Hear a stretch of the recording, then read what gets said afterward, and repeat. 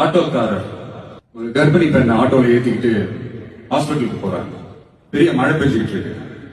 அப்ப அவர்கிட்ட இருந்த அந்த கொடைய அந்த கர்ப்பிணி பெண்ணை கிட்ட கொடுத்துட்டு இதை எடுத்துக்கிட்டு போமா அப்படின்னு சொல்றாங்க. அப்ப அந்த பொண்ணு சொல்றாங்க, ஆனா இது எப்படி நான் உங்ககிட்ட நான் திருப்பி கொடுக்கறது?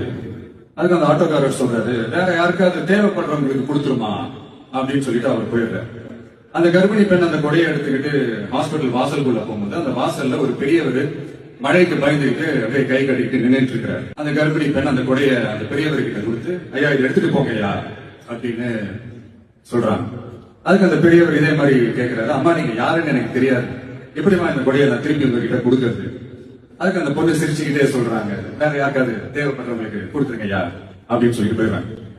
உடனே அந்த பெரியவர் கொடையை எடுத்துக்கிட்டு பஸ் ஸ்டாப்புக்கு வராரு. பஸ் வருது, ஏறி போகும்போது அங்க பாக்குறாங்க ஒரு பூக்கார அம்மா பூவை வச்சுக்கிட்டு ஒரு அட்டையை மழைக்காக குடிச்சுக்கிட்டு உட்கார்ந்துட்டு இருக்காங்க.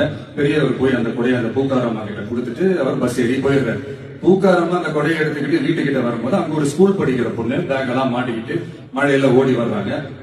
அவங்க போய் அந்த ஸ்கூல் பொண்ணு கிட்ட கொடையை கொடுத்துட்டு, மழையில நனையாதமா இதை எடுத்துக்கிட்டு போங்க அப்படின்னு சொல்றாங்க. அந்த பொண்ணு தேங்க்ஸ் அப்படின்னு சொல்லிட்டு வீட்டுக்கிட்ட வரும்போது அந்த பொண்ணோட அப்பா பதட்டத்தோட வாசல்ல நின்றுட்டு இருக்கிறாரு. பொண்ணு மழையில நனைஞ்சுக்கிட்டு வரணுமே அப்படின்ட்டு. அந்த அப்பா வேற யாரும் இல்ல, அந்த ஆட்டோக்காரர்.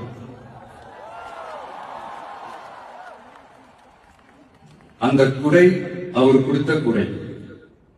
So the moral of the story is, முடிஞ்ச வரைக்கும் எல்லாருக்கும் சின்ன சின்னதா ஒரு நல்லது, சின்ன சின்னதா ஒரு ஹெல்ப் அது செஞ்சு இருந்து பாருங்க. லைஃப் ஒரு மாதிரி ஜாலியா இன்ட்ரெஸ்டிங்கா இருக்கும்.